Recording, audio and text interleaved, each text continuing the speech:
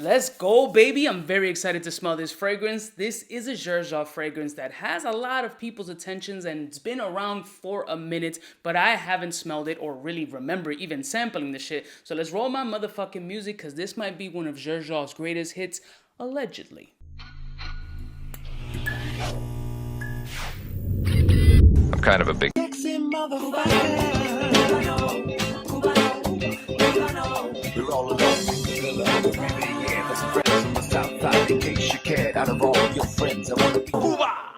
Good morning, my beautiful peoples. You know who it is. This is your boy, C to the U to the B to the A. Shout out to Max Aroma for sending me this fragrance by request and sponsoring this video, because I've been dying to try this fragrance. It seems to be on the interwebs that majority of the people that smell this absolutely love it.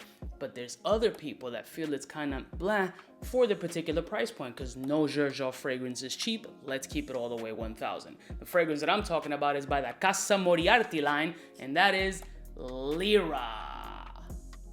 Gorgeous, artistic, museum-style quality presentation. Now this is a big ass box with a slider sleeve, which I almost dropped the fragrance. So we open it up as such. Clearly I haven't opened it at all or smelled it, but here is the actual presentation of the bottle. Super fucking cute. Yeah. Look, it's got the little nipple tassel on it. I'm very, very excited to smell this fragrance. I did look up the notes, but I don't remember them. We'll look them up together just to see what's what. And let's see what kind of notes are gonna be tickling our nose this morning. All right, so we're gonna start from the top. Blood orange, bergamot, lavender, followed by cinnamon, licorice. I'm a little funny with licorice. Jasmine, caramel, vanilla, and musk. It sounds like a very nice combination. Licorice for me sometimes gives off a very interesting kind of spice. Doesn't really do shit for me. Reminds me of that black licorice smell, like what I like to call the bootleg black Twizzler, that shit. So I don't know, but I hear that it's really good, and all actuality is only one way to really tell is by snorting the shit. So we're gonna do test strip first and eventually transition over to skin, because this is one that I really want to get. This is such a fucking nice bottle. Casa Moriarty. All right, so a couple of sprays on the Lira. And let's see if this fragrance is hot or not. That is not at all what I expected. Ooh. Wow, it's a lot bright. Ooh, ghost pimples are coming. Haven't come yet, but I feel them. This is not, I expected the caramel and vanilla to be really sharp and bright at the opening, but that blood orange, that citrus, that bergamot, really explodes with a surprising amount of freshness on the opening on this fragrance. Wow. I feel like Borat. Oh, I could see how this is polarizing though. I can see how some people this may, if you're not into like blood orange or kind of grapefruity, citrusy, sour vibes, this might not tweak everybody's hymen, but Oh, I need to try this on skin. Hold up. I'm kind of feeling this vibe right now. I did a 2 sprayer. Usually I just do a 1 sprayer. I need to do a 2. Let's air this out for a couple seconds. Oh.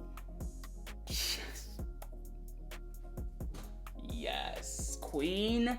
Oh man, it's vanillic. It is caramel, but the bright orange really is the star. The blood orange just adds this incredible brightness to these otherwise creamy notes that really provides this really awkward balance that works. It's kind of like adding sea salt to something that's massively sweet. It's really like contrasting notes, contrasting textures and flavors and aromas that just find its way to be balanced ever so sexy on the skin. There's also right now in mid, I don't want to blame it on the licorice because I don't think it's the licorice, but there is a little bit of a rubber band kind of smell. It is a little awkward, but it doesn't throw off the scent, but you do pick it up. So what's happening? Oh man, that's fucking good. So right now we're in late opening, entering mid, and what's happening is that blood orange citrus brightness is reducing a little bit, and that caramel vanilla note is definitely coming up. The musk is just there kind of providing a base throughout the opening. I can tell it's just gonna last all 3 levels, but that citrusy component is really reducing and letting the other notes come up to start becoming a little bit more delectable. Man, this is fucking nice. There's also a toasty kind of chestnut, walnutish kind of vibe, nutty vibe here, toasted nut kind of vibe. And that rubbery note has really turned into that toasted chestnut vibe, if that makes any kind of sense. This is a vibe, fam. This is definitely a vibe. Oh, man. I didn't get full goose pimples. I got the goose pimples like you just got that shiver like a ghost is coming by. Is my studio haunted? I get that kind of like, ooh, hairs on the back standing. Not full goose pimples, but that anticipation of the goose pimple. This is very different than what I thought, honestly. It's very good. Very good. Very artistic, though. It's not your mass appeal beast. It's more leaning towards the gourmandish side with a real surprising bright opening that just took me by complete surprise. Yo, if I'm gonna rate this joint on a scale of 1 to 10, this is like a 7-8, bro. 7-8, almost hitting 8. This is very...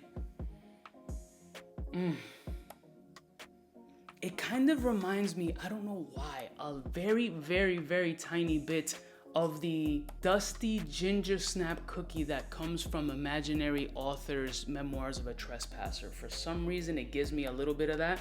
This is, 7-8, absolutely a bowl sprayer.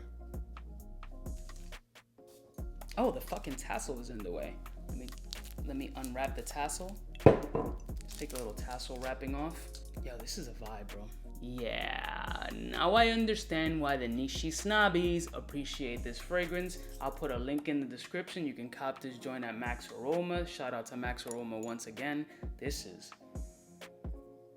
Wow, I didn't think this is like a 4-season fragrance. The bright... I automatically assumed this was going to be fall and winter, but this falls in with that brightness to really a versatile fragrance. Let me know of any other Casa Moriarty fragrances that you feel that would be a banger to talk about on this channel. And I'll see y'all bitches next time. You know who it is. Yo. Yeah. Biggest in the game. Oh, fuck. Smooches. Cubaknow, what's fresh, who's best? One of them's gonna pass the test. For the fly gun holder, money folder, molar roller, star attack when it's time to call back. For the rough, rugged, and raw way, this nigga Jay, it's a game, but he don't play. Hey, for all the chicks that got dead in the penthouse suite on top of my mom's crib. It's nonsense you never get in. It's nonsense that you would think that you would.